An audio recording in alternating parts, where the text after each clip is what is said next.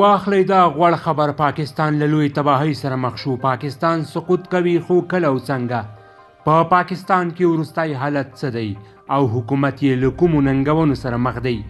جزئیات ویډیو کې وګورئ او چینل سبسکرایب کړئ. درنو لیدونکو السلام علیکم. د پاکستان د مرکزی بانک سره د غیر ملکی زر مبادلې په ذخیره کې د کمی رجحان لا هم دوامدار دی او په دې کې د روانې دسمبر میاشتې په 14مه نیټه نور 58 کروڑ او 40 لکه ډالر کمی راغلی او دا حجم 6.1 اربو ډالرو ته ښکته شوی چې په تیرو 8 کلونو کې تر ټولو ټیټه کچه ده. د اقتصادي چارو کارپوهان دا له وړاندې خراب اقتصاد لپاره بدې نښې نښانې یادوي او تر څو چې حکومت په بانک او پرانیستي مارکیټ کې د ډالر د بیلابیلو نرخونو مخه نه وي نیولې نو په ترسیلات زر کې به هم د کمی رجحان روان وي. د پاکستان د زر مبادلې په ذخیره کې دا تازه کمی په داسې حال کې راغلی چې نړیوالې د ریټینګ ایجنسۍ S&P هم د پاکستان ریټینګ نه منفي څخه هم لاندې غورځولی دی او راپورونه وایي چې د نړیوالې مالیاتي ادارې IMF سره په خبرو کې پرمختګ نه کیږي. د ریټینګ نړیوالې ایجنسۍ S&P هم ویلي چې د پاکستان د زر مبادلې په ذخیره به فشار برقرار وي. د پاکستان د مرکزی بانک لخوا جاری کړی شو تازه شمیرو کې ویل شوي چې د هیواد د زر مبادلې ذخیرې د 6.1 اربو ډالرو کچې ته رسیدلې ده چې د کال 2014 اپریل میاشتې وروسته تر ټولو ټیټه کچه ده. ښکاره دي وي چې دا وخت د پاکستان روپۍ هم د ډالر په مقابله کې د فشار لاندې د ورځ تر بلې خپل قدر بایلي. راپورونه وایي چې د هیواد د محصولاتو مرکزی بورډ هم د دسمبر په میاشت کې د محصولاتو راغونډولو کې د کمی سره مخ دی او د نړیوالې مالیاتي ادارې IMF سره هم خبرو کې پرمختګ نه کیږي. د اقتصادي چارو کارپو او د خزانې پخوانی وزیر حفیظ پاشا په خپلو خبرو کې د هیواد په اقتصادي وضعیت د فکرمندۍ څرګندونه کوي او وایي له بده مرغه حکومت هغه ګامونه نه اخلي چې اقتصاد د اوسني بد حالت څخه وباسي. هغه وایي چې که یو خوا د IMF سره خبرو کې پرمختګ نه کیږي نو بل خوا په ترسیلات زر کې هم تیره میاشت 14% کمی راغلی دی.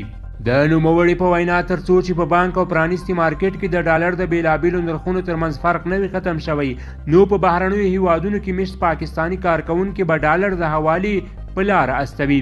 هغه وایي باید چې حکومت د مارکیټ په خوښه د ایکسچینج ریټ پالیسي خپله کړي او زیاتوي. بله دا چې حکومت له پکار دی چې د IMF سره زر تر زره خبرې مکمل کړي ګنې حالات به نور هم خراب شي.